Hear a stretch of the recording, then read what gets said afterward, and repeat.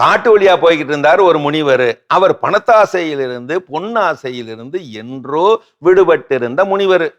போகும் பாதையில ஒரு முடிச்ச பார்த்துட்டாரு. அது ஒரு புதையல் என கண்டுகிட்டு அலறி அடிச்சு அலறிக்கிட்டேயே கதறிக்கிட்டே ஓட்டம் முடிச்சிட்டார். ஐயோ ஆட்கொல்லி, ஐயோ ஆட்கொல்லி.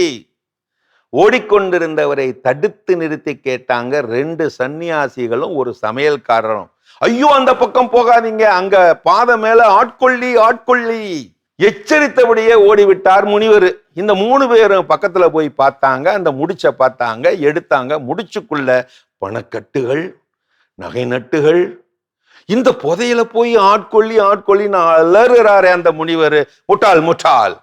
எடுத்துக்கிட்டு கிளம்பிட்டாங்க. ராத்திரி நேரமாச்சு. சாலையோர சத்திரத்துல தங்குனாங்க. சமையல்காரனுக்கு வந்துருச்சு பண நகை ஆசை, தானே கைப்பற்றி கொள்ளும் ஆசை. சமையல் முடித்த உணவில் விஷத்தை கலந்து வைத்துவிட்டு குளிக்க போய்விட்டான். இதற்குள்ள குளிச்சுக்கிட்டு இருந்த அந்த 2 சன்னியாசிகளும் திட்டம் போட்டாங்க. வீணா எதுக்கு சமையல்காரனுக்கு ஒரு பங்கு தரணும்? வரட்டும், சேர்ந்து குளிக்கிறப்ப அவன் சோழியை முடிச்சிருவோம். குளிக்க வந்தவனை தண்ணீரிலே முக்கி முக்கி மூச்சு விடாமல் முக்கி முக்கி சோழியை முடிச்சுட்டானு. ஆஹா, நமக்குத்தான் இந்த முழு புதையலும், ஆளுக்கு பப்பாதி. இப்படி சொல்லிக்கிட்டே 2 சன்னியாசியும் போய்கிட்டு இருந்தப்ப பின்னாடி போன சன்னியாசி யோசித்தார், இவனுக்கு ஏன் நான் ஒரு பங்கு தரணும் அப்படின்னு நினைக்க ஆரம்பிச்சு, அந்த நினைப்பு முத்தி போக ஆரம்பிச்சு, கீழே கிடந்த கர்லாங்கட்டையை எடுத்து முன்னால போன சன்னியாசியோட பெட்டரியில ஒரே போடு போட இடறி விழுந்த அவரு பின்மண்ட தெரிச்சு போய் சோழி முடிஞ்சு போனாரு. மகிழ்ச்சியோட கிளம்பினாரு மிச்சம் இருந்த அந்த ஒத்த சன்னியாசி. ஆகா, இந்த பண நகை நட்டு முச்சூடுமே, எனக்கே எனக்கா அப்படின்னு பாடிக்கிட்டே போறாரு. இப்படி பாடிக்கிட்டே போன வேகத்துல சமைச்சு வச்சிருந்த அந்த சாப்பாடை சாப்பிட, அதுதான் வெச சாப்பாடாச்சே, அவரு சோழியும் முடிஞ்சு போச்சு. இதுக்கெல்லாம் காரணம் யாரு?